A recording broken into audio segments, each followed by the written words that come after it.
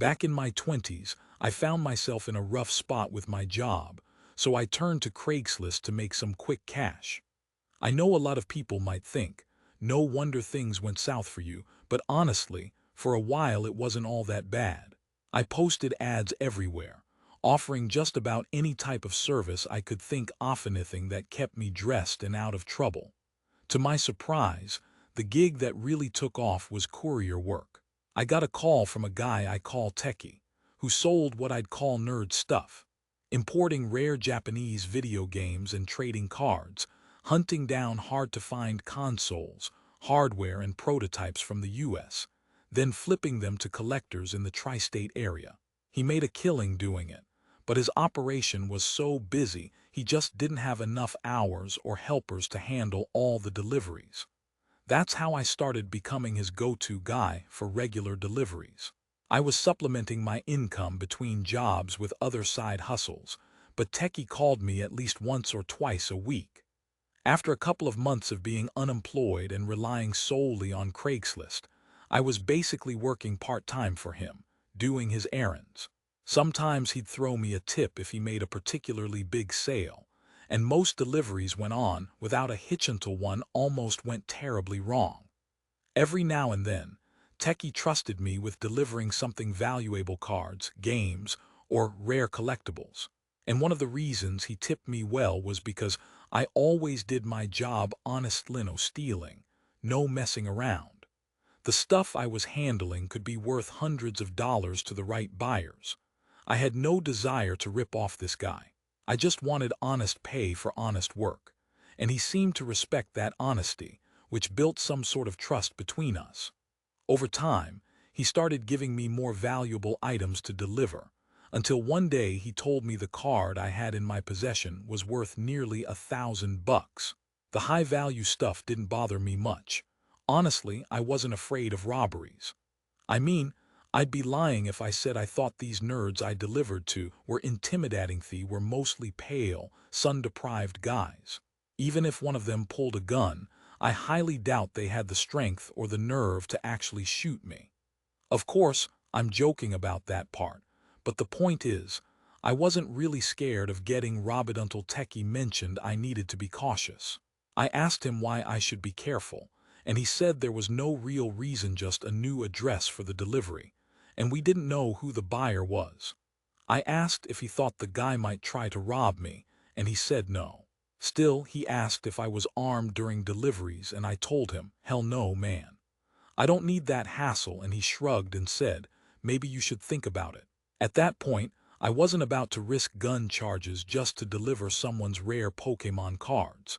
His tone made me think he might have been exaggerating, trying to sound cool, but I found out pretty quick he wasn't just talking smack. The buyer actually wanted to meet me at a 7-Eleven parking lot right around the corner from his apartment.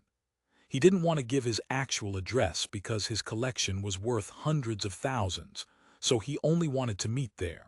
Right away, I got a bad feeling, public enough, but still not completely safe. Most buyers I dealt with were eager to get their stuff and wouldn't leave me waiting long, but I was due to meet this guy at 4:30, and by 5:10, it was almost dark and he still hadn't shown. That's when I started feeling more on edge. Some shirtless homeless dude was tossing kung fu moves by a dumpster nearby, practicing his routine like he didn't give a damn until he started messing around with my car. I figured if he'd start trying to break in or damage my ride, we'd have some serious issues. I told myself I'd wait just a few more minutes before heading back to Techie's place, chalking it up to a no-show. Then, just as the streetlights flickered on, a guy wearing a hoodie and baseball cap strolled up to my car, way sketchier than my usual customer. As he slid into the passenger seat, I made sure my money was good, handed him the card, and his face lit up like I'd handed him some sacred relic. I was silently kicking myself for judging him so fast. Just before he got out, he looked past me and asked, "Is that dude with you?" I scoffed, said no, and told him he was pretty entertaining to watch while I waited. After thanking me, he headed back towards 7-Eleven, and I started the car to drive off. Then, out of nowhere, the buyer yelled something at that homeless guy, did a few kung fu moves, and then walked away laughing. Seemed playful enough, not malicious, but the homeless guy didn't see it that way. He shot me a death stare for a few seconds, then started rummaging through the dumpster like he was looking for something.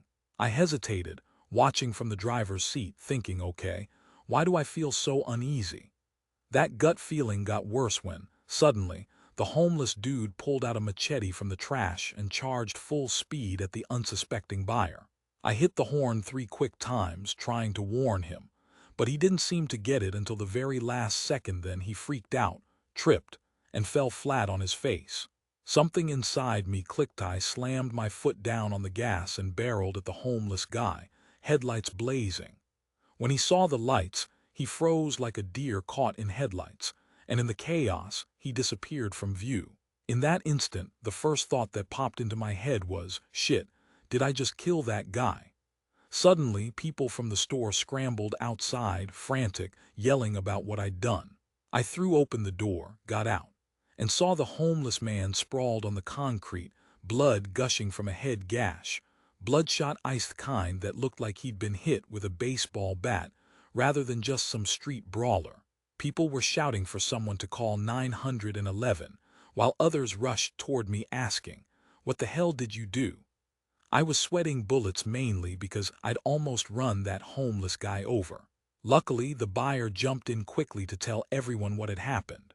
Turns out, that shirtless homeless guy had been lurking around the store for months, threatening folks, waiting for the right moment to do something serious. The police arrived quickly, along with paramedics. When they took the homeless man away, still dazed, they kept him in the parking lot till they reviewed security footage from the 7-Eleven. Once they confirmed I was telling the truth about what happened, they let me go. I picked up a pack of cigarettes at the store, attempting to quit for the 7th time. Yet I know nobody's perfect. The cashier told me I was a hero for calling the police, and he was the one who showed the cops the footage, confirming that I'd prevented what could have been a disaster. Turns out, the homeless guy had been hanging around that store for months. Based on his threats, everyone agreed it was only a matter of time before he did something worse. That little incident, the machete, the head injury, it was actually pretty reassuring. The cops told me I was free to go, and I felt a huge weight lift off my shoulders, especially after the cop warned me I might get a call from a detective and should probably lawyer up if that homeless guy died. Fortunately, he survived, just had stitches and spent a couple of days in the hospital. Once he was released, he vanished. No charges filed, nothing.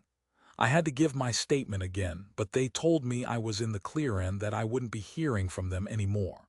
Honestly, I was relieved, afraid that my attempt to help someone might end with me in deep trouble.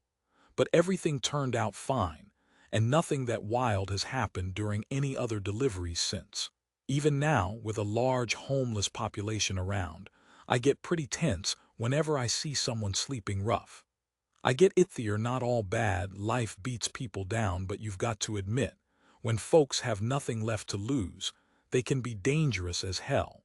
A long time ago, before I was out of high school and broke with just a few $100 to my name, I used to advertise handyman services on Craigslist. It paid decently at first, enough to make me delay starting a real business. But as the jobs got weirder and weirder, I eventually had to stop responding to those kinds of gigs altogether. People often ask if there was one specific job or incident that broke me, and I always tell them about this one. One day, I got a call from a guy, let's call him Barry, who needed help putting up shelves in his house. He had the shelves and a place to put them but lacked the tools or skills. We set a time. I brought my toolbox, thinking it'd be a simple 30-minute job. But as soon as I turned onto the street, I got a sick feeling in my gut. The house was a disaster, trash all over the lawn, a rusted, wheel-less car propped up in the driveway, windows so dirty they looked years untouched. That wasn't unusual for some of the houses I saw, but I was starting to get fed up. I wasn't dealing with people too sick or old to care for themselves. I knew that wasn't it. Still, when a place is so filthy that fleas are hopping around the furniture, you can't help but think, How the hell do these people live like this? This guy, let's just call him Jera, said he lived with his Aunt Janie and asked that I be quiet because she was sleeping.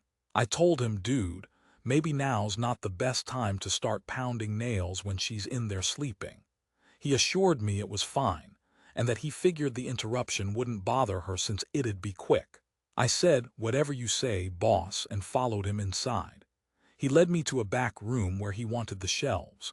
But right there on the couch, I kid you not, there was a pile of blankets with a very human-looking shape underneath.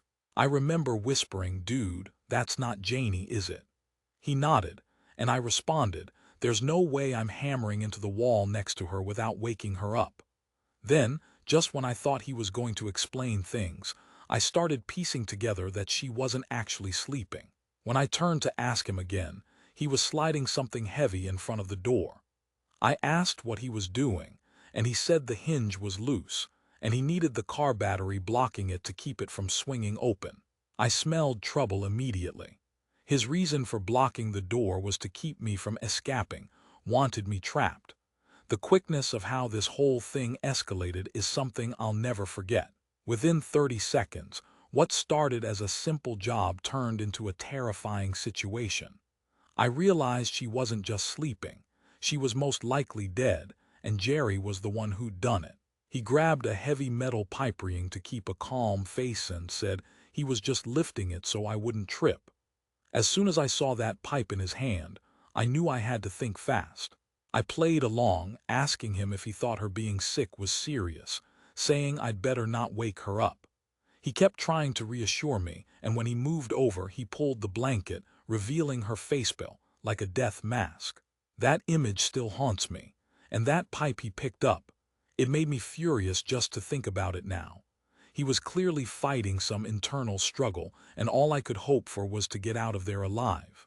I told him I needed to grab some tools, pretending to look through my bag. My only plan was to stall.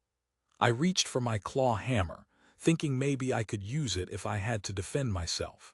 I kept pretending I was searching for the right brackets, trying to sound casual.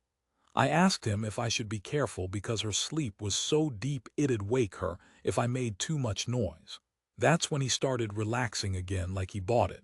But I was still wary. While I was down on my knees scanning my toolbox, I kept a close eye on him. If he suddenly decided to attack, I'd be toast. I hurried my thoughts. Next thing I knew, I blurted out, damn, I think I brought the wrong brackets. He looked confused, and I got back to my feet, acting like I needed a different tool. I told him I was going to get some special small wooden brackets from my truck, and that I'd be right back. I even offered to leave my toolbox behind, knowing I'd be right back after grabbing the brackets. But deep down, I knew I'd be losing hundreds of dollars worth of tools, and that was my ace. He stepped aside, moved the car battery, and I sprinted to my truck, pretending I was just going for the brackets. As soon as I got in, I started the engine and floored it. I sped off, heading straight to a strip mall where I called 911. I told the dispatcher everything about the threatening house, the locked basement, the dead woman, Jerry's strange behavior, and she said I'd likely get a call back from the cops soon. Sure enough, Aunt Janie was found dead. It seemed like a murder, and I thought Jerry was a psycho killer who'd hurt her and then taken over her house. But that wasn't it. Jerry actually had learning difficulties serious once, and his aunt was the one who'd raised him her entire life. When she died, he lost his mind.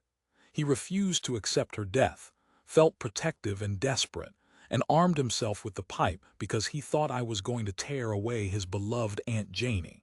And that's why I was in danger once I'd stepped into that house. Once the cops explained everything, I didn't press charges. I felt bad for the guy. He didn't understand that she was gone, and even if he did, he wasn't ready to accept it. His intentions weren't malicious. He just didn't know how to process the loss. If he'd come at me with that pipe, I'd have fought him, no doubt. But finding out the truth that he was just a confused, broken-hearted kid completely changed how I saw it. It made me realize how much risk I was taking every time I went into these random homes. You step inside, and you're part of their world, part of their stories. Sometimes, those stories don't end well. Nearly 25 years ago, when I first moved to Abilene, I had a terrible setback in my life. I was broke, overwhelmed with bills, and only had a couple of $100 in savings. I was stressed, barely keeping my head above water. Luckily, I found a good roommate, Darryl, who was a big nerd into computers.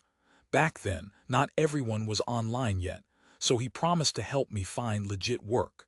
I didn't expect much, given the early 2000s tech scene, but a few hours later, Darryl showed up with a lead. He told me about a guy named Rick who was flipping houses and needed help cleaning out an old garage for $100 a day. That sounded like easy money, so I called him. Rick seemed like a decent dude. We arranged a time, and I headed out to his place just before 8 a.m. We had some coffee, then he showed me the garage. That's when I understood why he was paying so much, just how messy that place was. Trash piled to the ceiling, mountains of old toys and furniture, dust, cobwebs. The whole place was a disaster. We filled a dumpster with garbage, and everything salvageable was lined up for renovation. After a couple of hours, Rick started opening some cabinets. He rummaged around and then pulled out a wooden box, dirty but ornate. Inside was what looked like an antique six-shooter with detailed engravings. Rick guessed it might be silver-plated, and he figured it was worth a few $1,000s at auction. I looked at it and thought it belonged in a museum. It was probably valuable, maybe even more if it had a famous owner. We kept working till around 1 p.m. and I was starving. Rick handed me $50 to grab lunch, saying it was his treat and I could keep the change. I bought enough barbecue for two, loaded up my car with brisket, pickles, and potato salad, and headed back. Driving up the driveway, I saw a mountain of junk blocking the garage door, so I had to circle around to the back door to get inside. I carried the food toward the house, and there he was, Rick, with his back turned. I called out, "Hey man, lunch is here," but he didn't respond right away. That's when I got a bad vibe, something just felt off. I waited a few seconds, then called again, "Yo, Rick, I'm back, let's eat." He jerked his head as if he just heard me, then slowly turned. That's when I saw the open box from earlier, the one that held the six-shooter, and it was empty. The bullets were gone too. Seconds later, I saw him holding the pistol, with a trickle of blood coming from his nose and one eye bloodshot, almost black from a beating. I thought he was having some kind of medical emergency, and I was about to ask if he needed help when he suddenly lifted the gun, aimed it at me, then stopped. I could see the struggle on his face, like he was fighting himself. No more thinking, I dropped my food, turned, and ran like hell. I bolted to my truck, hearing 2 loud gunshots and a terrible crash behind me. I figured he'd fallen into the clutter, and I didn't want to stick around. But then I realized that if I just took off without warning anyone, it'd be my fault if someone got shot. So I grabbed my own gun from the glove compartment, kept my eyes on the house, and started whistling loudly for someone to call the cops. Someone appeared after a minute, and I told them to call EMS, and the policeomion had gone crazy inside that house. Sure enough, sirens blared. I hid my gun before the cops arrived, pointed them to the garage, and they found Rick inside. They yelled commands, but no shots were fired. One officer said Rick needed an ambulance. He looked terrible, bloodied, disoriented, and you could tell he was in pain, probably fighting something in his brain. Honestly, it was scarier to see him fighting himself than to have been threatened with the gun. Paramedics came, loaded Rick into an ambulance, and I kept asking about his condition. They didn't know yet. I sat in my car, waiting. A month later, Rick called me, apologized for frightening me, and wanted to come by to pay his debt despite only working half a day. I told him it wasn't necessary, but he insisted, saying that if it weren't for me, he might not be alive. When he stopped by, he brought more than just $100.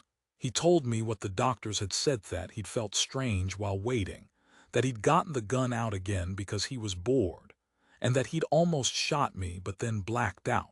He remembered seeing me run away and waking up in the ambulance. That was it. He had no memory of what happened after he pointed the gun, but before he woke up. I sat there, stunned, trying to imagine how terrifying that must have been, that losing control of your own body. It was worse than any horror movie I'd ever seen. Rick reached into his jacket and pulled out an envelope. When I saw how much money was in it, over $2,000, I knew he hadn't just handed me $100. He told me he was putting that gun up for auction, and that a collector had already snapped it up before the auction even started, offering nearly double the asking price. I couldn't help but laugh and say, I knew that thing looked expensive, and even though I wanted to refuse, knowing I needed the money, Rick said if it weren't for me, he might not have survived that day. So he thought the least he could do was share his unexpected earnings. I didn't think I deserved it, honestly. The doctors, nurses, and paramedics were the ones who truly saved his life, not me. I called the cops and contributed in my way to stopping what could have been a tragedy. And after that, we went our separate ways. I wonder about him sometimes, how he's doing now, or if that incident ever happened again. But I also think, what if I'd gone back a little later, or if he'd shot me that day? Who knows, maybe neither of us would be around now, all because of one bad moment in the wrong place at the wrong time. That's how I got through it, and I don't forget it. Sometimes, late at night, after a long day, I check my phone and see a headline about some international manhunt. My mind immediately jumps to that crazy time.